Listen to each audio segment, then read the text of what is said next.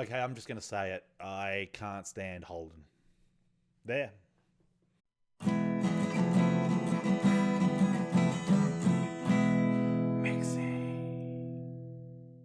Hello and welcome to my Season 1, Episode 2 review of The Expanse, titled The Big Empty.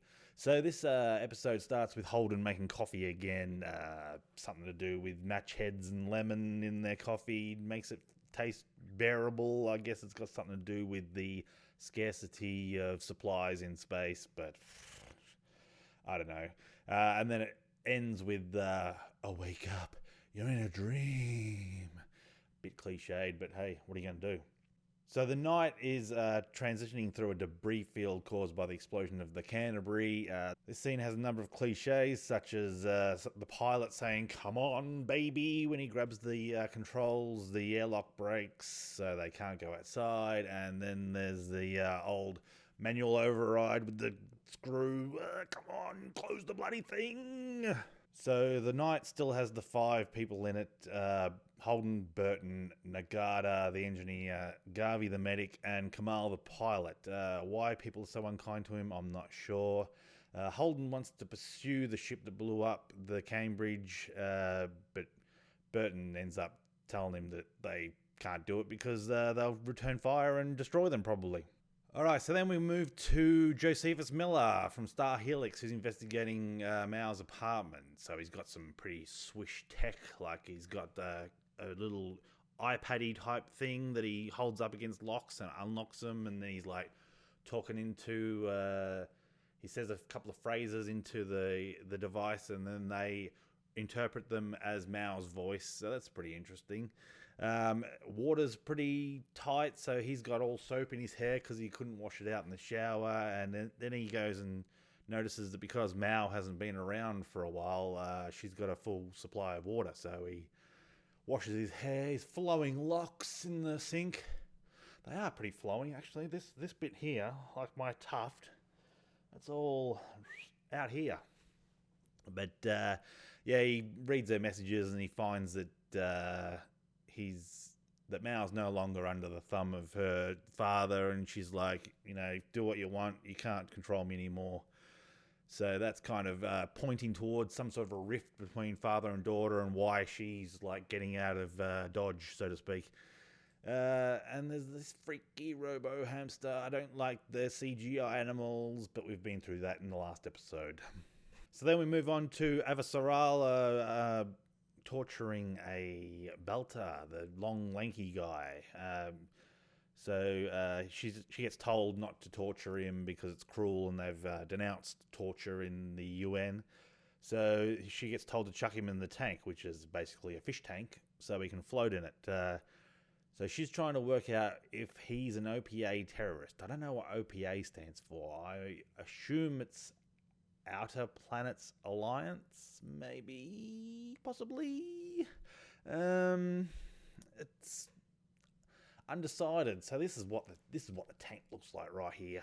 It's pretty nifty. He's got a mask on so he can talk still. So she wants to find out why he's got stealth tech. Now, I don't know what the importance of stealth tech is. I'm assuming is it a new thing? It's possibly a new thing. It could be an old thing, but it costs a lot of money. But somehow she reckons that Mars and the Belters have formed an alliance. So she's worried that they're going to gang up against Earth. And this scene ends with Avasarala pretty much wiping her hands of him. So now the night is marooned in the middle of nowhere, and they've got about 4 hours left of air. They've got no fuel, so they can't make it anywhere.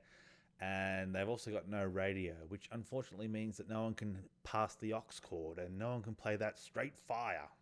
So at this point, it seems like the number one priority for the crew of the night is to fix the antenna and get a signal out so that they can get some help. And now we're back on Sirius, and the rich people are a bit upset because it seems like their little garden is drying out. Normally it seems they have enough water for this garden to survive, and someone's tapping into the water, so they are running out. And Miller's partner, Havelock, he's not happy with that because he's like, if other people had this kind of garden, maybe they'd appreciate the water too and waste it. So Havelock then gets given a cactus, and he's pretty much told to stick it where the sun doesn't shine. So back on the night, and Burton and Holden are out in space on the exterior of the night, repairing the antenna, and Holden starts grilling Burton about his relationship with Nagata. So Burton's not very happy with that. So he's like, how about I just pull your mask off and kick you out into space? How would you like that? The only reason I'm not doing it is because Nagata will be angry with me. So one thing I don't like about this scene is that at one point Holden lets go of a spanner and it just flies off into the middle of nowhere like it's pulled on a string or been blown away by wind. Like, there's no wind in space, so if he lets go of it, it's already got momentum. It's following them the same momentum, so it should put it here and it just sits there and follows them along. I don't know what's going on. I don't know if that's a mistake or am I missing something? Let me know in the comments if I'm missing something, because it seems like they messed that one up. So it's pretty obvious at this point that Burton wants Nagata in charge. He doesn't care what Holden's rank is. He just says that Nagata's the one with the most knowledge, so she should be in charge. While this is happening, Kamal seems to be losing his mind. At first he's just humming, and then he starts singing "Oh My Darling Clementine," and people are saying to him, "Hey bro, like, can we get some help here?" And he's like, what?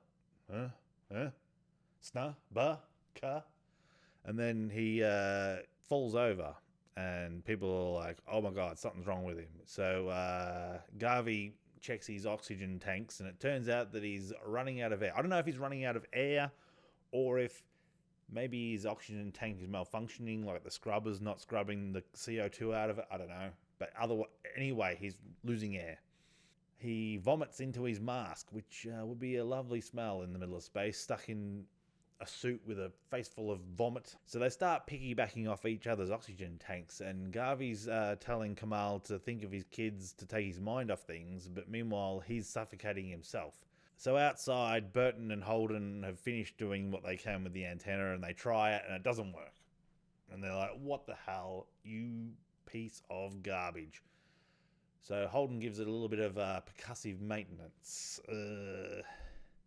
which looks like this. He gets on his back and he kicks it, gives it a barrel bootin', which was pretty nifty. And of course it works. Why wouldn't it work? Why wouldn't it work indeed? So then back on Earth, Avasarala is in the UN offices wondering whether Mars and the Belders have joined forces.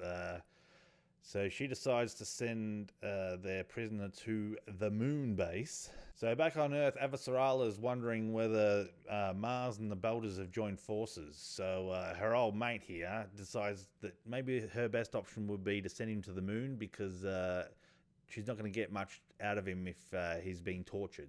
So that's what they decide to do. So back on the night, they decide that the best way to get this antenna that they fixed to work is to build a new amplifier. So while they're putting it together, people start talking about what got them into this position in the first place, which basically goes back to Holden's little love interest in the first episode. So they're all like, if it wasn't for her being such an annoying person and reporting the incident, we wouldn't be in this position. And Holden's all like, I'll smash you if you say something bad about her.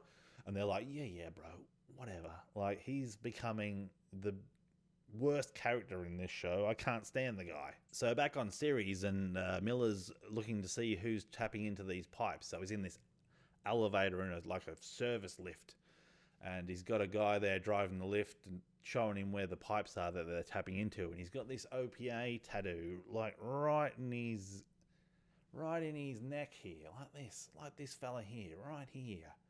That's what his tattoo looks like. And he's like, does your boss like you having that kind of a tattoo? And he's like, bro, my boss has the same tattoo. And then he picks up a mushroom that's growing off the pipes and just, and yeah, I'm not a big fan of mushrooms, so that's pretty bad at the best of times. Yeah. Yeah.